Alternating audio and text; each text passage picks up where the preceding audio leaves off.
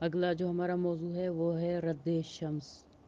اس میں سب شیعوں کا اتفاق ہے اور یقین ہے کہ سورج پلٹانا اور نبی اور امام کی دعا کو جو قبول ہونے میں کوئی شک نہیں ہے کہ اگر خدا اس چیز پر قادر ہے کہ سورج کو پلٹائے اور نبی اور امام کی جو ہے دعا رد نہیں ہوتی۔ یہ ایک خصائص ہے جو بیان کی گئی ہے، بہت مشہور یہ واقعہ ہے کہ اگر نبی دعا کرے یا امام کرے تو وہ رد نہیں ہوتی، اور اس میں کوئی تعجب نہیں ہے کہ خدا نے سورج کو پلٹایا، وہ ہر چیز پر قادر ہے۔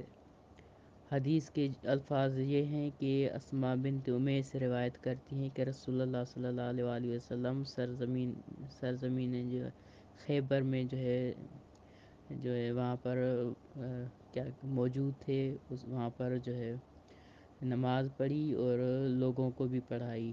آپ نے حضرت علی کو کسی کام سے روانہ کیا، جب امام علیہ السلام واپس آئے تو اس وقت حضرت نماز عصر پڑھ چکے تھے۔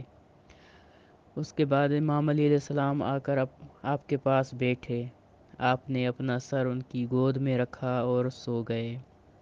امام علی علیہ السلام نے آپ کے سر کو ہٹانا پسند نہ کیا، یہاں تک کہ سورج جو ہے غروب ہو گیا۔ رسول اللہ صلی اللہ علیہ وآلہ وسلم جب اٹھے اور امام سے فرمایا، کیا آپ نے عصر کی نماز پڑھ لی؟ امام نے فرمایا، یا رسول اللہ نہیں پڑھی۔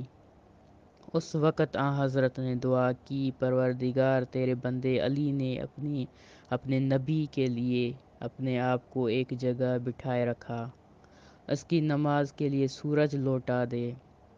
اسماء کا بیان ہے کہ سورج طلوع ہوا اور پہاڑوں پر بلند ہوا، حضرت علی اٹھے اور آپ نے وضو کر کے عصر کی نماز پڑھی، پھر سورج ڈوب گیا۔ یہ امام کے فضائل اور خصوصیت میں شامل ہے کہ آپ کے لیے سورج بھی پلٹایا گیا کہ امام کی نماز قضا نہ ہو۔ اسی حوالے سے پھر جیسے قرآن کی ایک آیت ہے کہ ام یحسدون الناس علی ما آتاہم اللہ من فضلہ،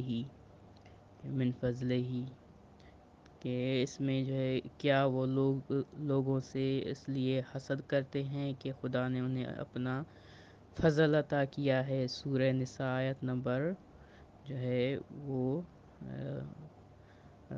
54